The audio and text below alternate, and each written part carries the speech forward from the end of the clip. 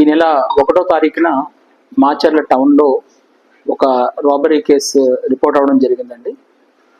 సబ్సీక్వెంట్గా మనం ఆ కేసుని ఇన్వెస్టిగేషన్ చేసి వాళ్ళ ముద్దాయిలందరినీ పట్టుకున్న తర్వాత మోర్ దాన్ 5 ఇన్వాల్వ్ ఉండడం వల్ల ఇది డెకాయిటీగా మార్చడం జరిగింది.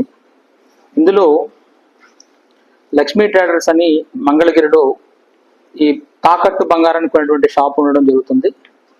ఆ షాప్కి ఒక లేడీ ఫోన్ చేసి మా దగ్గర ఒక 62 గ్రాముల బంగారం మాచర్ల బ్యాంక్లో తాకట్లో ఉంది, వాటిని విడిపిస్తే ఈ బంగారాన్ని తక్కువ రేటుకి ఇస్తామని చెప్పడం జరుగుతుంది.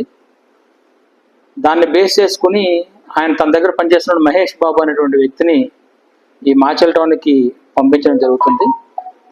ఆయనతో ఫోన్లో టచ్లో ఉన్నటువంటి అక్యూజర్ ఎవరైతే ఉన్నారో వీళ్ళు డిఫరెంట్ ప్లేసెస్ని చెప్తూ ఆఖరికి ఆ ఫ్లైఓవర్ దగ్గర ఏదైతే ఉందో ఆ ఫ్లైఓవర్ దగ్గర రమ్మనమని చెప్తారు. వాళ్ళు 62 గ్రాములకు గాను 5 లక్షలు చెల్లించే విధంగా ముందుగానే మాట్లాడుకోవడం కూడా జరుగుతుంది.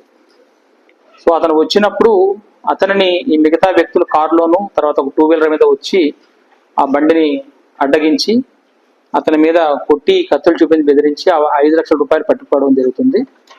ఇమీడియట్గా DSP Gurazala, Macherla town inspector and crime teams even though Vinayaka Chavithi ఆ రోజు అన్ని టైట్గా ఉన్నప్పటికీ కూడా టీమ్స్ని ఏర్పాటు చేయడం జరుగుతుంది. చేసి వాళ్ళని పట్టుకోవడం జరిగింది.